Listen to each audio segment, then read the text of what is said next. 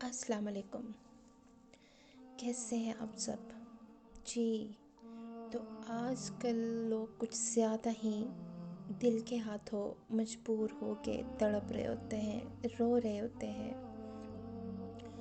Relation شپ کے نام پہ کچھ منتھ اور چند سال اس رشتے کو نبھاتے نبھاتے اپنی عزت، اپنی کردار، اپنے رشتوں کی دھجیاں اڑا دیتے ہیں، اپنی نسل کو بدنام کر دیتے ہیں، اپنے والدین کی عزت کو پامال کر جاتے ہیں، اس عزت پہ آرام سے پاؤں رکھ کے آگے نکل جاتے ہیں جو عزت ان کے والدین نے سالوں کی محنت سے بنائی ہوتی ہے۔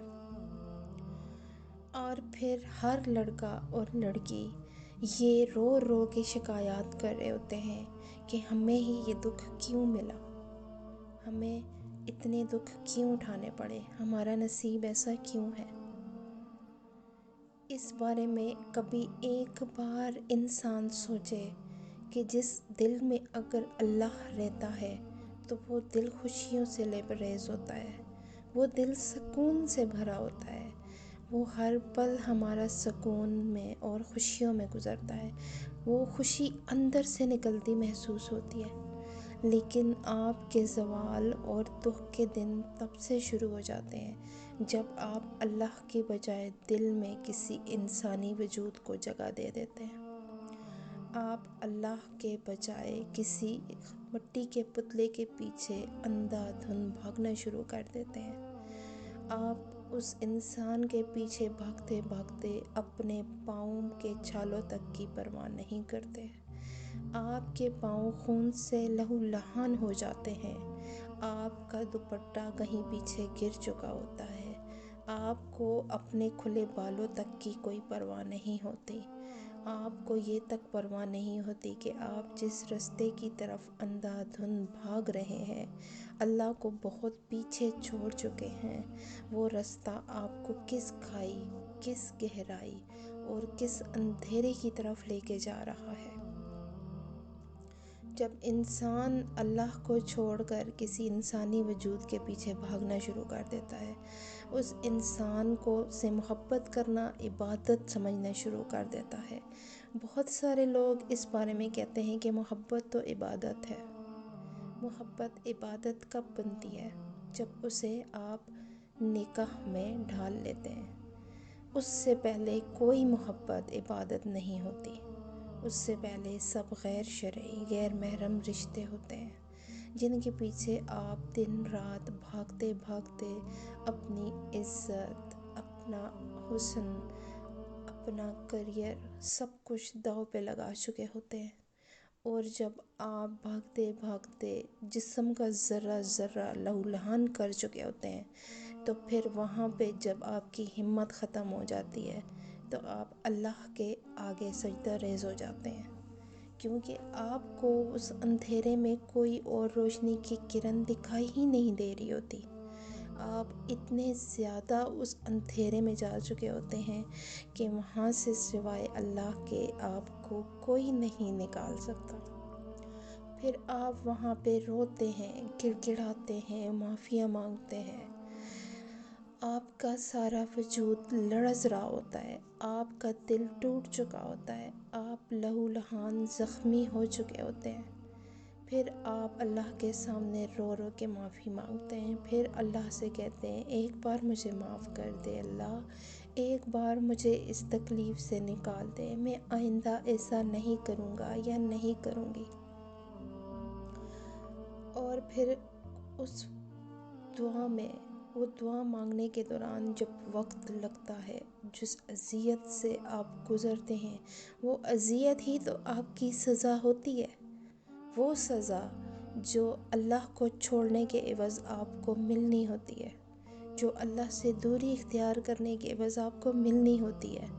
پھر وہ اذیت آپ سے کاٹنی اس قدر مشکل ہو جاتی ہے کہ آپ الٹا اللہ سے شکایتیں کرنے لگ جاتے ہیں کہ آپ میری دعا نہیں سن رہے، میری دعا قبول نہیں ہو رہی، میرا نصیب ایسا ہے، میری قسمت ایسی ہے۔ یہ سب آپ کے اپنے اعمال کا نتیجہ ہوتا ہے۔ اللہ تو اپنے بندوں سے اتنا پیار کرتا ہے کہ اس کی کوئی حد ہی نہیں ہے۔ اللہ کیوں دعا نہیں سنتا؟ یہ غلط سوچ ہے کہ اللہ دعا نہیں سنتا۔ اللہ منہ سے نکلا ہر لفظ سنتا ہے، لیکن آپ نے اس اذیت کو کاٹنا ہوتا ہے جو آپ نے خود اپنے حصے میں لکھی ہوتی ہے۔ جب آپ گناہ پہ گناہ کرتے جا رہے ہوتے ہیں، آپ کو یہ معلوم ہوتا ہے کہ یہ گناہ ہے، لیکن اس کے باوجود آپ کہہ رہے ہوتے ہیں ابھی کر لیتی ہوں یا ابھی کر لیتا ہوں، پھر نہیں کروں گا۔ ایسے کرتے کرتے آپ اپنے دامن میں گناہوں کے ڈھیر جمع کر لیتے ہیں۔ اس وقت آپ کو یہ خیال نہیں آ رہا ہوتا کہ اللہ آپ کی دعا سن رہا ہے یا نہیں، آپ کیوں اتنے سکون اور خوشیوں میں بھاگ رہے ہیں۔ لیکن جب کوئی بندہ آپ کو چھوڑ کے چلا جاتا ہے کہ آپ کی پرواہ نہیں کرتا، تو پھر آپ کو یہ شکایت ہونے لگتی ہے اذیت سہتے ہوئے کہ اللہ آپ کی دعا نہیں سنتا۔ آپ اسی وقت یہ سوچ لیا کریں جب آپ ان رستوں پہ قدم رکھ رہے ہوتے ہیں۔ انسان کو اللہ نے عقل دی ہے، شعور دیا ہے۔ اللہ نے انسان کو اشرف المخلوقات بنایا ہی اس لیے کہ انسان اپنے لیے اچھے برے کا فیصلہ خود کر سکتا ہے۔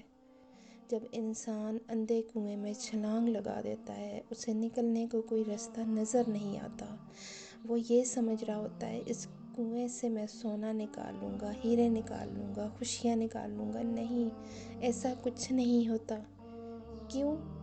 کیونکہ آپ نے اللہ کو بہت پیچھے چھوڑ دیا ہوتا ہے۔